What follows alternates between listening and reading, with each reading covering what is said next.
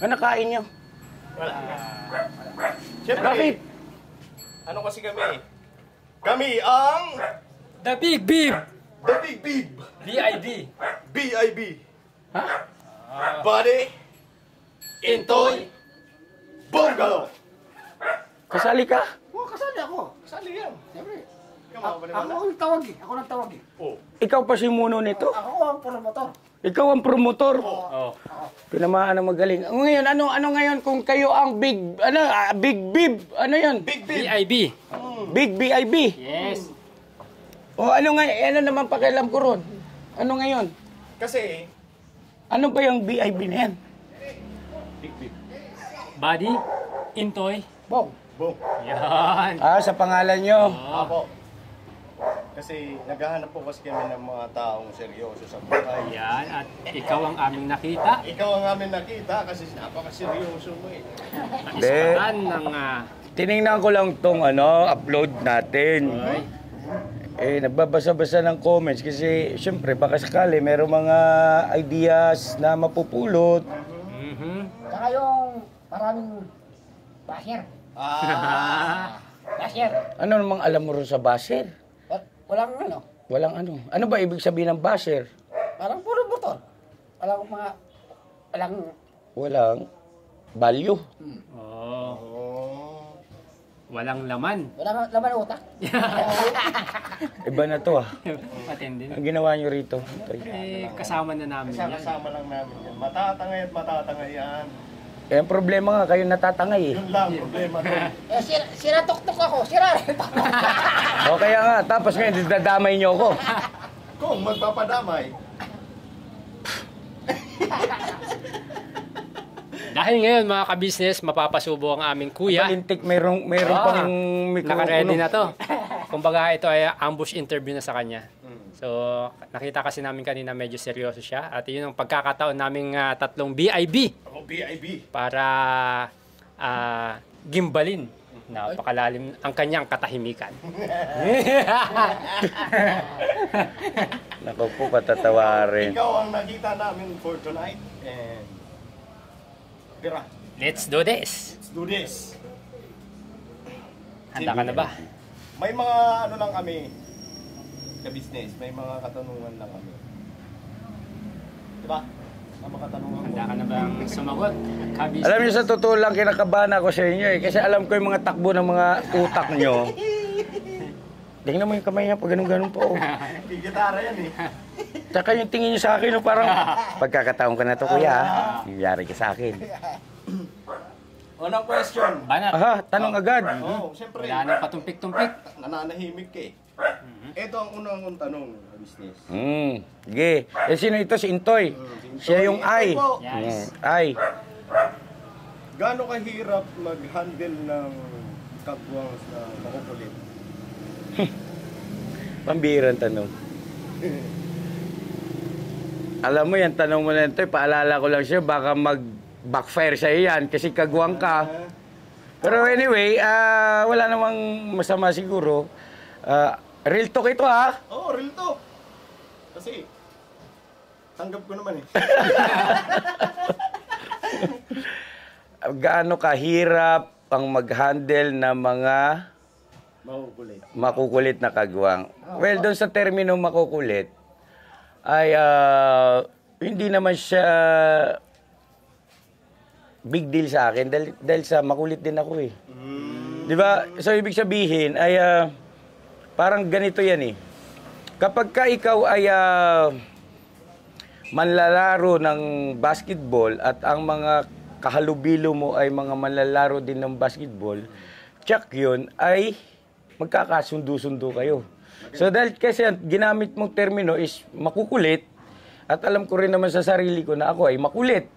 So walang problema sa akin at siguro kung ang ginamit mong termino ay gaano kahirap mag-handle ng mga kagwang na pasaway, medyo may iba ang tema ng aking sagot. Pero doon sa yung ginamit na termino, makukulit, okay lang. At makulit din naman ako. No problem. No? So, naging maganda tuloy yung teamwork. Yes. Sa basketball, no? Yes, so kasi pare-parehas tayong makukulit eh. Kumbaga kung sa basketball nga, basketballista ako, nagba-basketball din kayo, naglalaro kayo, nagkasama-sama tayo, di, ang saya. Di ba, makakagawa pa tayo ng play. Baka maging, di ba, mag-champion pa. Okay. Yun ang aking sagot. Walang problema, hindi big deal sa akin yung mga kagwang na makukulit.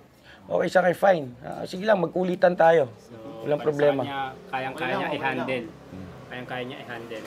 Kasi sabi nga niya, alam niya sa sarili niya na makulit din siya, kaya easy lang sa kanyang i-handle yung makukulit din. Nakagaya niya. Makulit pala to. Ay, hindi. Hindi ako makulit. Ako lang pala makulit, ako lang. Makulit nga tayo eh. Alam ko, ikaw lang makulit eh. So ako naman, ka-business, may tanong ako sa'yo. Sabi mo kanina na kaya mong i-handle yung makukulit. At easy lang sa'yo i-handle kasi nga makulit ka din based sa yung personalities at sa kanilang personalities. Ang tanong ko naman ay, meron bang limitasyon ng isang ka-business para makulitan sa isang tao o sa kanyang kasama? Ano at hanggang saan ang kanyang limitasyon? Kung meron ba? Well,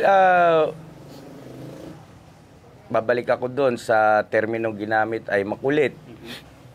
Para sa akin kasi, siguro dapat muna nating malaman ano ba ang definition ni ka-business sa terminong makulit. Para sa akin kasi pag sinabi mo, ang kulit mo, parang something ano yun sa akin, nakakatuwa na nakakainis na yun di ba? Makulit, nakakatuwa siya. Minsan naman, parang pinagsamang nakakatuwa na nakakainis, na paulit-ulit, na makulit. Yun ang definition ko ng makulit. Ngayon, ang tanong is, meron bang limitasyon? Kung hanggang saan ang limitasyon ko sa... pakiulit nga po. Meron bang limitasyon si ka-business para idugtong na natin sa kanya para i-handle o para maging hangganan ng kanyang... Ibig sabihin siguro, yung tanong ay ka-business... gaano ba kahaba ang iyong... gaano ba kahaba ang iyong pasensya kapag halimbawa ikay nakukulitan at dumating ka sa punto na ang kulit mo, umalis ka na rito. Ganun ba yun? Hanggang saan ba si ka-business sa ganung bagay? Okay. Well,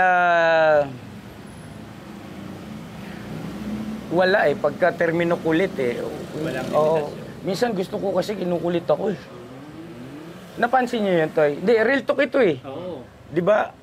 Napansin mo yun, pagka kinukulit niyo ako, mas natutuwa pa ako Lalo na pa yung, halimbawa, napapatawa ka ng yung tawa mo na, yung yung lakas makahawa ng tawa na ito pagka bumigay ng tawa ito Kumbaga, okay sa akin yun, yung kukulitin ako. Wala. Hindi ko masabi meron akong limitasyon. Walang pagkahalong kahit na anong katiting na kaplastikan. Hindi mo ko mapipikon Pagka halimbawang kulitan. Para sa akin kasi, yung kulitan na yan, isang napakagandang tagpo ninyong magkakasama o grupo na nai-enjoy nyo yung company ng bawat isa At walang ano ko sa go ahead, magkulitan tayo. Gusto mo kulitin kita? Ay. Di ba yung tao ni Intoy, pag tumawa yan, talagang wow. Hindi yan. Kuya Bong, baka may tanong ka kay business. Ayan. May lektok ka? Real talk. Ayan. Ilan ba asawa mo?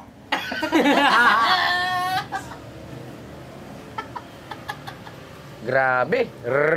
Sobrang relevant yung tanong mo doon sa tanong nung dalawa, no? Talagang tugmang-tugma. Kahusay. Ilan boyfriend mo? Ilan asawa mo? Anyway, dahil ikaw ay isa ng host, dahil kabilang ka sa Big B-I-B. B-I-B. You know? Igagalang kita, siyempre, no? Asawa, isa lang. Siyempre, walang iba kundi si ate, no? Si ate mo, si Mrs. Ka-Business. Wala nang iba. Boyfriend wala. Boyfriend, wala. At hindi rin nagkaroon. Nung araw meron. Nung araw, wala rin. Kahit kailan, wala pa rin. Boyfriend. Depende kung ang tinutukoy mong boyfriend ay yung kaibigan na kagaya mo. Kaibigan lalaki. Yeah, pwede. Oh, yun. Marami. Pero yung tinutukoy mo is a boyfriend na merong relasyong sexual o ganun ay wala sa bokabularyo ko yung bong at saka hindi wala talaga. Ni minsan. Sinisipat. Parang meron ah. Ano pa yung tanong nito? Wala sir, wala po. Wala. Walang boyfriend, asawa, isa lang, si Mrs. Ka-Business. Parang may... Boyfriend, wala kahit kailan at never na magkakaroon kung ang boyfriend na tinutukoy mo ay yung merong kasamang usaping sexual, wala. Pero kung kaibigang lalaki, ay napakarami. Hindi ako niniwala.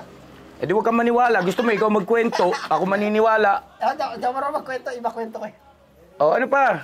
Yun na yun. May question pa ako. Ito hindi pa tapos eh. Tapos ka na ba? Tapos na ako. Eh di gusto ko pa to eh. Sige. Tanong pa. Tanong pa. Kala mo sabi ko sa inyo, makulit ako eh. Tanong pa. Hindi, meron pa eh. Nahagip ko kanina eh. Kasi baka, ayun, may camera eh. Baka mamaya, maano yung viewers natin eh, mabitin ba? Kasi nahagip niya, girlfriend nung araw. Sabi niya, ilan naging girlfriend mo? Yan ba yun? Tama ba ko ron? Ilan ang naging girlfriend ko nung araw?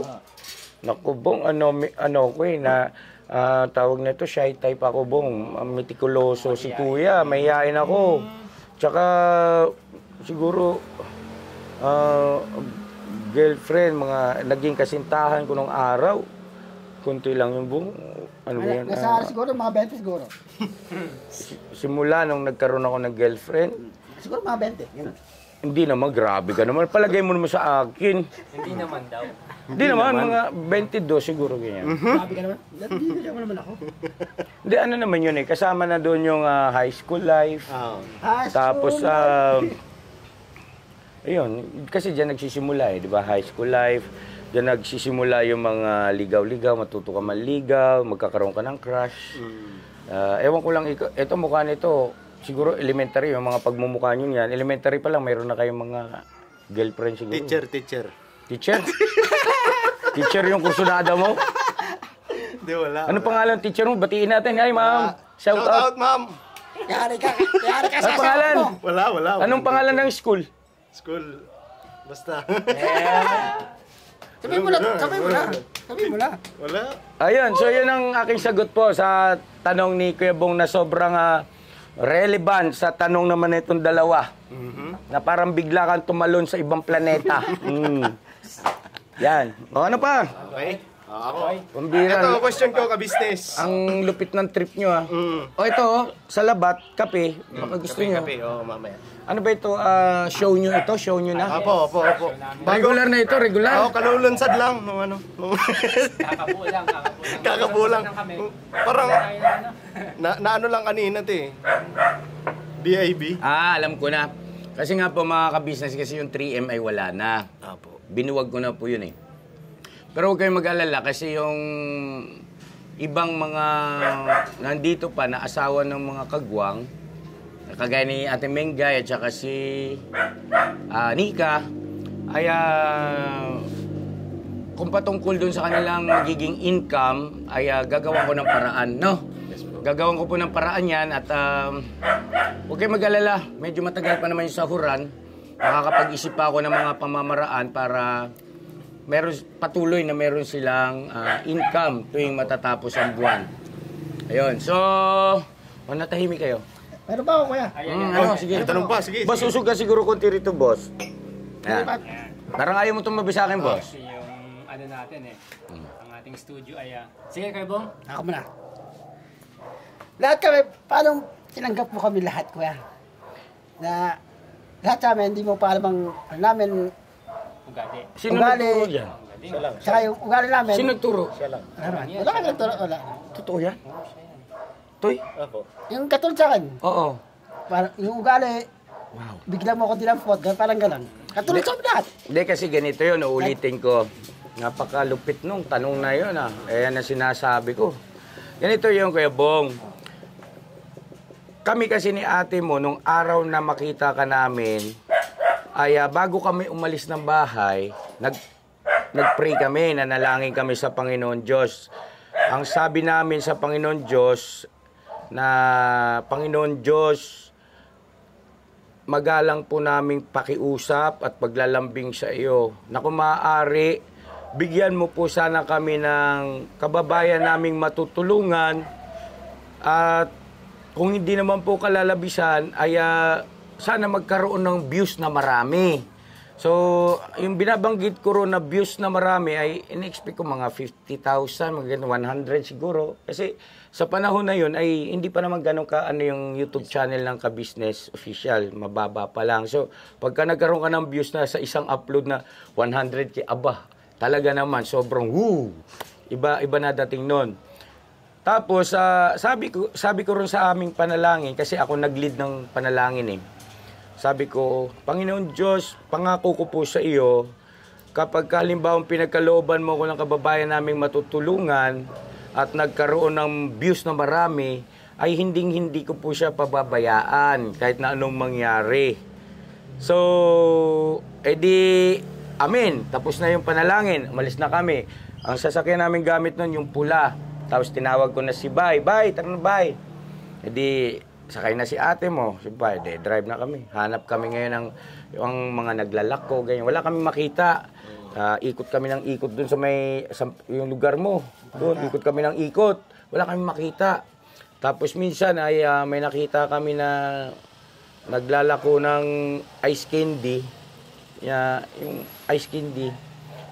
Nakita ko, tinawag ko, hindi kami pinapansin. Kuya, saglit po. Tapos hindi kami pinansin. Ang binulyawan kami, sabing ganon. Hindi po. Sabi ko, kuya, nakita niya kasi na may hawak na akong kamera eh. Kuya, saglit po. Ay, hindi po, parang alam niya na yung ganyan ay pagbablog, pag may hawak na camera. So, sabi ko, okay. Didiretso kami, hanap ulit kami. Doon na tayo sa parte na nakita ka namin. Una, nakita namin siya, pasalubong, ang sasakyan pag ganyan eh, makikita mo rin sa video eh. Tapos, uy, yun na, pwede yun na, tulungan na, ganon. Pero wala na sa isip ko yung aking panalangin. Nawala na, nakalimutan ko na kasi nakapokus na ako doon sa paghahanap ng matutulungan eh. Dahil sabi, kaya nandun sa video na kung narinig nyo, tara, balikan natin, ikutan natin. Di ikot kami. Tapos hanggang sa yung, ano sabi ko? Kuya, dali! Sabi yun. Tapos, ganun ka lang eh. Tapos sabi ko parang hindi rin ako papansinin. Sabi ko, parang baka may something, ganun. E di, kaya lang, naalala ko yung nang isnab sa akin na naglalako ng ice candy na sinungitan ako na inisip ko kasi yun na sana pala hindi ako gumib up. Dapat pala ay tinuloy ko lang. Dapat pala ay bumaba ako. Tapos kinausap ko. Kaya nung pagdating sa kanya, parang prepared na yung mindset ko, tsaka damdamin ko na hindi ako magpapatalo. Kasi kung sa bawat approach ko na ganun ay magpapatalo ako sa reaksyon nila, eh wala akong mapapala, wala akong matutulungan. So ngayon ginawa ko ito, kaya saglit, nagmamadali na nga eh. Sabi nito, teka, sandali. Tapos tinginan kami ni Bay, ano Bay sungit Tapos hanggang doon sa part na bumaba na kami, nag-park kami. Tapos siya naman ay parating, no? Kitang-kita yun sa video eh. Tapos sabi ko, sandali, so sa madalit salita, palagay ko ito natakot. Kasi inisip niya baka dadamputin siya. Tama ba ko ron? Oo, yun eh. Tapos, sabi ko, anong pangalan mo? Bungo. Sabi niya, ano? Bungo. Dinig ko, bungo. Sabi ko, kako, baka niloloko ako na bungo. Parang baka mamaya, tinignan ko kasi itsura niya, payat na parang ang bungo, tapos mahaba ang buhok. Baka yun ang bansag sa kanya, kako, bungo. Yung pala, bongho. Kumbaga, bong. Bong po. Parang ganun, bong po. Tapos hanggang sa, nalaman ko ng ano niya. Pero nandun pa rin yung pangamba ko na hindi ko alam kung ma-execute ko ba ito na maayos o hindi kaya ay papayag kaya itong magpa-vlog na ma-interview ko ng matagal para magkaroon ng kabuluhan yung aking video, yung aking vlog. Di, tanong, nagulat ako kasi yung tsinelas yung marumi, kinagat niya. Oo, kinagat niya, tapos parang nilalagyan niya ng alambre. Sabi ko, ay, marumi yan. Sabi ko, ganon. Hindi, wala nga. Sabi ko, ganon. Tapos sabi ko, asan yung nanay mo? Tatay mo? Tapos, ikaw, lapit-lapit na rin. Doon ako, ay, sa pambihira ka, uray to Sabi ko, ganon, kasi may response. Tapos, oo. Sabi ko, edi, anong gusto mo? Kain tayo. Akong bahala, ganyan. Sabi, kakain, parang inisip niyo sure, kakain. Gumanon. McDo. Di ba McDo yan? May patalastas na gano'n, no? McDo. Sabi ko, McDo. Oo, sige, kakain tayo sa McDo. Tapos, dapat yun, isasakay siya sa van. Nakita ko si ate, si Mrs. Ka-Business, nandun sa van. At tinawag ko ngayon. Bumaba si Mrs. Ka-Business. Kaya nakasama namin doon sa frame na kausap siya. Kasi medyo mahaba pa yung pag-uusap doon eh. Hanggang sa, ano kaya ito? Isakay ko ito? Papayag kaya ito? O baka mamaya dyan ay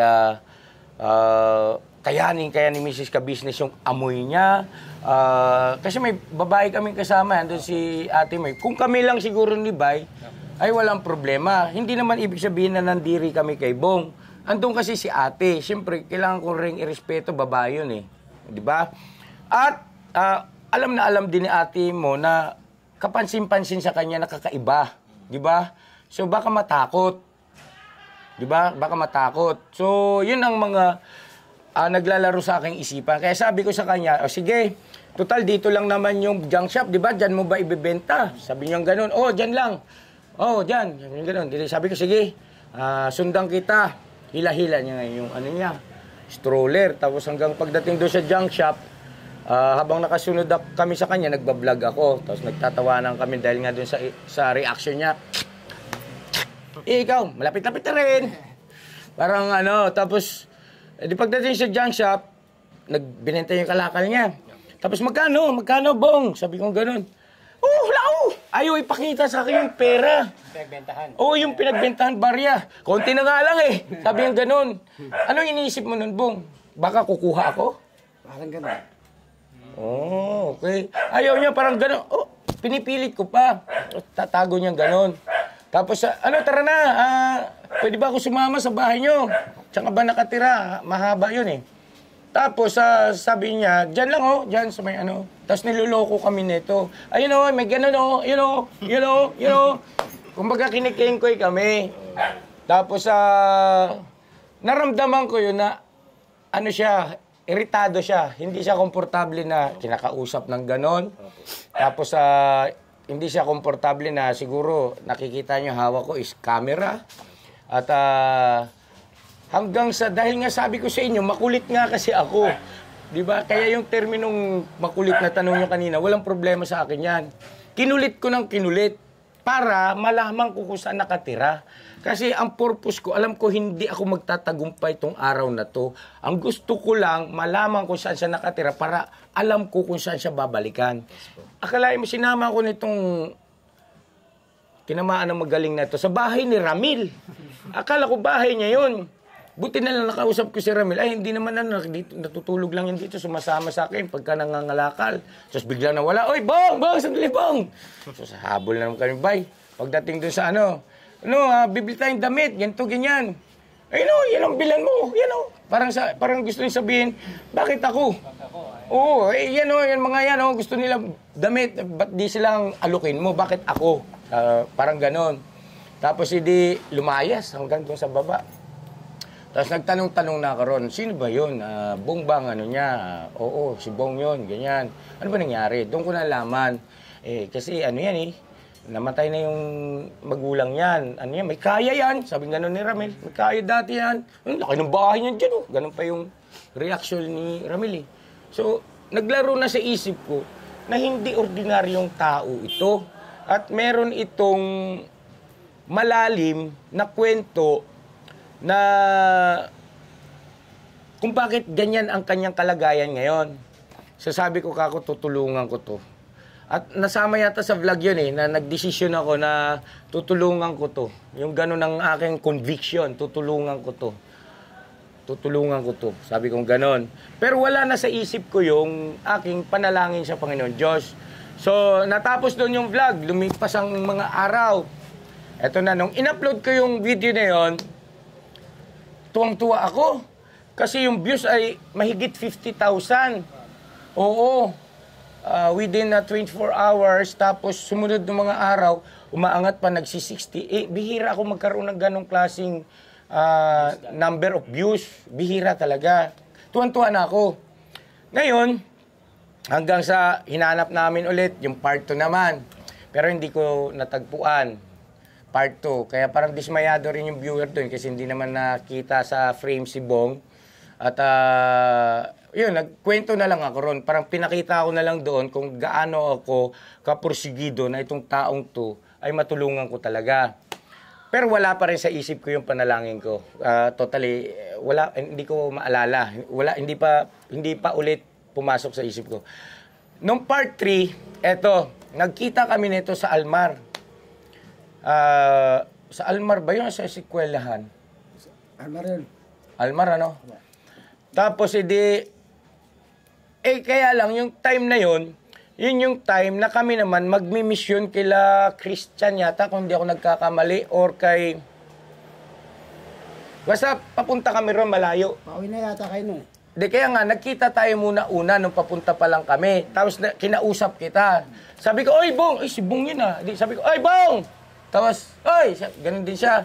Bong! Antayin mo ako dyan, babalik ako, Bong, ha? Diba, naalala mo yun, babalik ako. Tapos, ito na ngayon, nagmamadali ako mag-vlog doon sa tinulungan namin.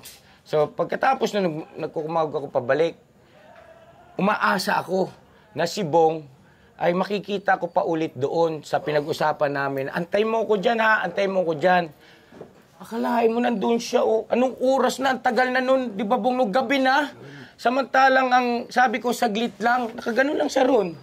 Nag-antay siya doon. Nag-antay siya. Doon ko unang-una napatunayan na si Bong, kapag ka nagsabi, pinaninindigan niya. Nag-antay talaga. So, tuwan-tuwa ako. Park ako agad.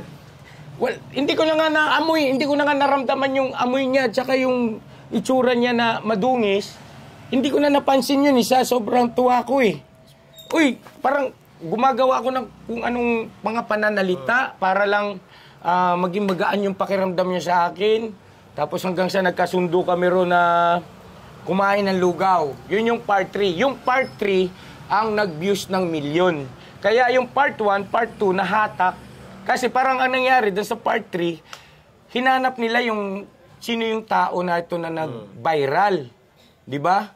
Pero nung una, yung part 1, part 2, hindi ganun kataas ang views nun. Tumaas na lang yun nung na-upload na yung part 3. So yun, nakain kami ng lugaw. Ngayon, okay, sagutin ko na yung tanong mo, Bong, bakit hindi ako nag-aalinlangan? Tama ba ko ron sa tanong na yun? O maaaring iba yung terminong ginamit mo kanina? Yung lahat ng ugali namin, hindi mo pa alam, di ba noon? Oo, hindi pa alam. Lahat ng ugali namin lahat. Yes. Katulad yan po, yan. No, si Intoy. Kasi ganito. Bigla mo kami dinampot, gano'n. Hingkop. Yes. Kasi Bong, minsan na rin kasi si Kuya naging taong lansangan. Ako kasi, mga ka-business, maaaring ngayon lang ito marinig. Hindi po kasi naging maganda yung relasyon ng aking mga magulang nung araw, nung ako ay nasa kabataan pa, siguro mga 10 taon. Nasa Pasay kami noon, Malibay, Pasay. So may bayanihan.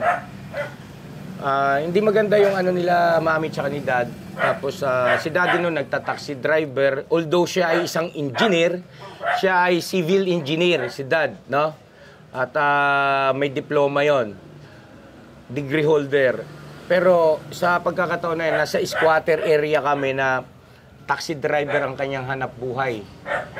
Mga Gemini pa nung araw eh. Tapos si mami naman ay pagka si dad nagtataksi, si mami ay nagsusugal, nagmamadyong. Palibasa kasi 10 taong gulang pa lang ako, gusto ko sanang gusto kong mag-reach out. Gusto kong, dad. Kailang, wala kasi nakikita ko lagi nag-aaway. Away dito, maya-maya away.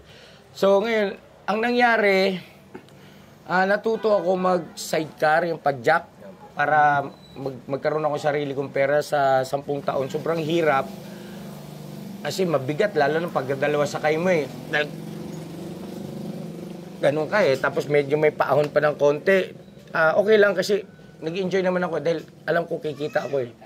Tapos natuto ko magbenta ng basahan, yung bilog. Kaya nung nagtitinda ako ng basahan na bilog, bibihira na ako umuwi sa bahay. At ramdam ko naman kasi na para bagang wala namang naghahanap sa akin eh. 'Di ba? Wala namang ramdam mo naman kasi yun eh. Mararamdaman mo yun na wala namang maghahanap sa iyo. Dahil nga na-realize ko na yun yung sitwasyon ng buhay namin. At yung kuya ko, ako po kasi bunso, 3 kami magkakapatid. Kuya ko, ate ko, parang yun lang ang parang anak sa pagkakataon na yun. Alam ko, mapapanood nila kuya at saka ni ate to. Pero ito kasi ay totoo at wala namang masama kasi tapos na yun eh, nakaraan na yun. At bawat pangyayari kasi na hindi maganda sa buhay natin, sa darating na panahon, magugulat ka na lang na para palang preparasyon sa iyo kung ano yung magiging sitwasyon mo ngayon, no? Kumbaga hindi mo mararating kung ano ka ngayon kung hindi mo napagdaanan 'yon. Okay? So nung natuto ako magtinda ng basahan Kuya Bong na bilog, binibenta ko 'yan sa mga jeep, no? 3 piraso piso nung araw po 'yan. 3 piraso piso. Hinahango ko 'yan sa isang patahian. Tapos kapag halimbawa hindi maganda ang benta at sakto lang makakain ka kasi kumakain ako sa mga karinderya, ganyan, karinderya. Tapos sabaw-sabaw. Tapos kanin lang marami, sabaw ang marami, konti lang ang ulam, kalahati lang. Ganyan ang diskarte dyan eh. Tapos natutulog ako sa bangketa talaga. Halimbawa sa mga waiting shed, ganyan. Kasi nung araw naman, hindi naman kagaya nito eh, na sobrang crowded. Nung araw eh, kung halimbawa may makita kang, halimbawa sa EDSA, ganyan, makikita kang taong nakahiga riyan, ay kapansin-pansin talaga na mayroong taong nakahiga. No? Ito, inantok na naman siya aga oh. Ayaw mo yata akong pakinggan eh. Ay, ginagawa eh. Naging taong rasa, naging taong lansangan din kasi ako, Bong. Natutulog din ako sa ganon. So, iba-iba ang mukha at ugali, personalidad ng mga tao na kalubilo ko. Nakasalamuha ko. Mula sa pinakababa kasi natira rin ako ng Tondo. Tapos wow, ibang klase itong nilalang na ito. Ikaw lang ang nakapagpasalita kay ka-business ng ganito. Bong, ikaw lang. Ngayon, hindi ko pa rin natumbukan, no? Yung sagot dun sa tanong, pasensya na mga ka-business na na-shock ako eh. Bong, ikaw lang ang nakapagpa-shock kay ka-business. At, Bong, bakit? Gusto ko eh. Gusto ko kasi. At, si Kuya, hindi ako gagawa ng isang bagay na hindi ko gusto. Gusto ko kasi, nakita ko, ikaw, gusto ko. Pwede naman hindi ikaw, pwede naman yung naglalako ng ice candy. Pero ikaw yung nagustuhan ko eh. Ikaw yung, doon ako rin nagkaroon ng lakas ng loob. Dahil doon sa pangyayari doon sa ice candy na naging medyo masungit. Sabi ko, kako hindi naman po pwedeng laging ganun. O, totoo, naging masungit ka sa akin eh. Diba? So, ayun, gusto kita eh. Hindi ko masasabing mahal agad kasi hindi pa naman tayo magkakilala eh. Pero, yung tanong na bakit, kasi ang layunin ko, Bong, yung nangyari sa buhay ko noon, na para bagang naramdaman ko kasi na parang ako lang mag-isa. Parang, di naman ako mahal nila. Kuya, ni Dad, ni Mami. Ako lang mag-isa. Wala namang nagmamahal sa akin. Naramdaman ko yun kasi. Nangyari kasi sa buhay ko yun. Kaya kayo, bagaman hindi ko kayo kilala, at hindi rin naman tama na sabihin ko kagad na mahal ko na kayo kasi hindi pa naman tayo magkakilala, gusto ko sa dahilang ipadama yung pagmamahal at saka kung ano yung maitutulong ko sa aspetong pangangailangang material na parang pakiramdam ko, pinagkait din sa akin nung ganong kabataan ko. At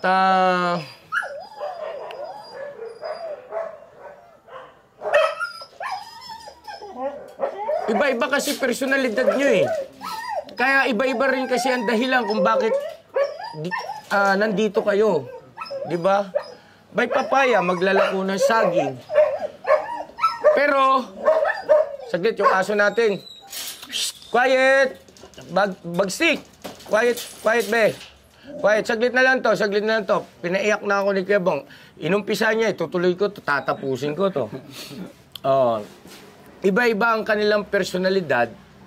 Pero nandun yung nakita ko ba yung sarili ko? Nakita ko kasi yung sarili ko sa inyo na yung kay Bay, yung paglalako ng saging na walang bumibili, sobrang tumal. Naranasan ko yun. Naglako ako ng basahan. Hindi sa lahat ng araw, swerte. Oo. Eto, si Bong natutulog sa lansangan. Sinabi ni Ramil na kung saan natutulog. Ganun din ako, kung saan ako pwedeng magpahinga na alam kong safe naman. Kahit sa waiting shed, kahit sa kalsada, yung may mga kalsada na safe, walang dumadaan sa sasakyan, tutulog ako. Tulog akong ganun. Yun. Tapos, pero ang pinaka-common sa inyong lahat na pinakadahilan ay gusto kong ibahagi yung nalalaman ko. Gusto kong i-share yung aking nalalaman na patungkol sa kaalaman sa ating Panginoon Diyos. Walang pagtatalo.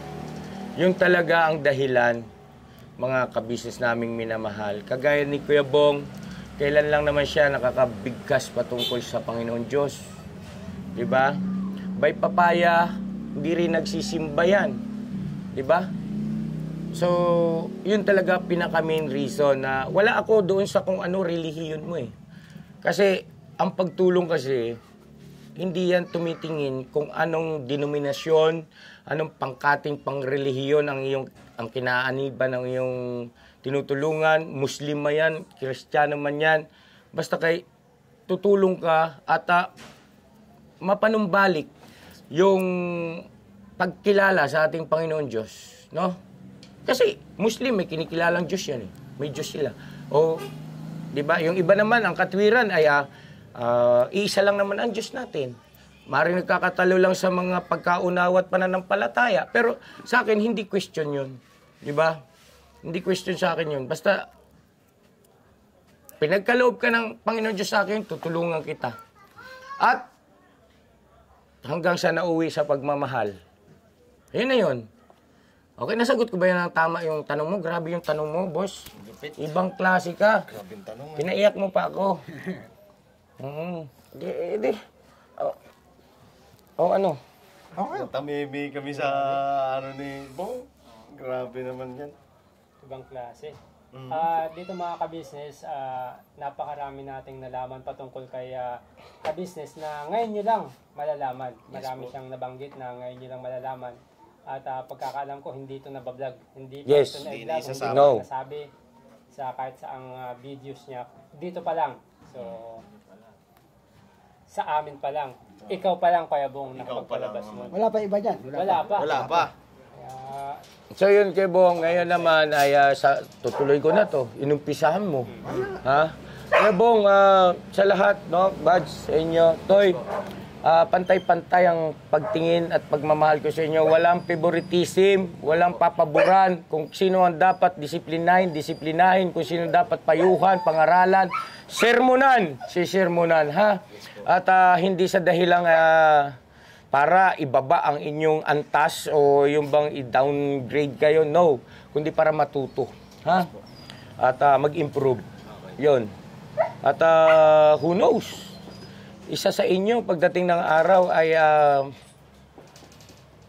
magbigay ng ika nga ay dapat lang lahat kayo. Pagdating ng araw ay makapagbigay ng isang karangalan sa amin ni ate nyo na kahit matanda na kami, ay nandyan pa rin kayo na mga matatagumpay na rin kayo mga vlogger na tumutulong sa ating mga kababayan. Yun ay mga koronang inilagay nyo sa aming uluhan na sobrang proud kami. Mahigitan nyo kami ay isang napakaganda at napakasaya, no? Pagdating ng araw. Basta ako hindi ko kayo titipirin sa kaalaman, sa karunungan, sa karanasan. I-share ko lahat yan at alam ni Buddy yan. Mag-share ako na mag-share. At sa pagmamahal ay Pantay-pantay. pantay-pantay.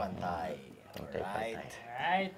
Napakagandang mga mensahe ang ating narinig at mula kay ka-business at sa pamamagitan nga ni Kuya Bong ay Wala pa iba niyan. napalabas natin yung mga lihim. Yes, Buds. Excuse lang. Sabi ni Bong, wala pang iba dyan. So, anong ibig sabihin nito? Magbabalik ang abangan nyo. Ang Balls Type 5 po. Balls 5. Bakit voltage 5? Voltage 5! Malamang ito. Sige lang. At umanda ka voltage 5. Nagpapatawa lang tayo para mawala yung natin. Problema natin para mawala. Buwaba yung emosyon, no? Para mawala problema. Alright. Ay mga business, yung iba pang ipapalabas ni ka-business sa pagbabalik po ng Kita-kita po tayo sa mga susunod na vlogs at hindi kami papayag na hindi makompleto ni ka-business yung kanyang kumbaga nandun na yung buod ng kanyang pagkatao. Opo. So abangan nyo po yun sa mga susunod na vlogs natin. So, Ka-business official po. Iboto niyo po. Dahil election po. Ha? Ano? Iboto niyo. Oh, wow. Ako na mag-outro nito. Sige po. Ayan na, palakpakan na naman natin yung Big Bib. Big B-I-B. Ay, supportahan po natin sila mga kabisnes naming minamahal sa ito yung panibagong kagigiliwan at abangan ng ating mga mahal na mga viewers. Thinking Buddy! Intoy! Yes po mga business! At syempre si Bong! Voltage 5 po. Voltage 5. Iboto niyo po. Pambirang buhay. Sa'yo na mga kabisnes naming minamahal at hindi ko alam kung ano plano nila. Parang pakiramdam ko rito, ma-hotshit pa ako ulit. Maraming salamat sa pagsubaybay. God bless sa ating lahat. I love you all. Bira! Pira! Baka. Wala pa iba niyan. Alam ko. Sunod naman. Susunod. Nabitin ka pa, ha? Basin mo lahat ng pwedeng Hindi naman ako mababas. nabitin. Ano ko pa? Basta ako, ito titsakin ko sa'yo. Real talk ako. Pagka tinanong mo ko, real talk ang sagot ko. Sasagutin ko talaga. Kaya sinabi ko agad, tinasa ko. kasi yung maging platform ng ano natin, ating pag-host. Oo. Well, sisimba ka pa mo kuya. Tapos lahat ng na-interview natin, i-highlights natin.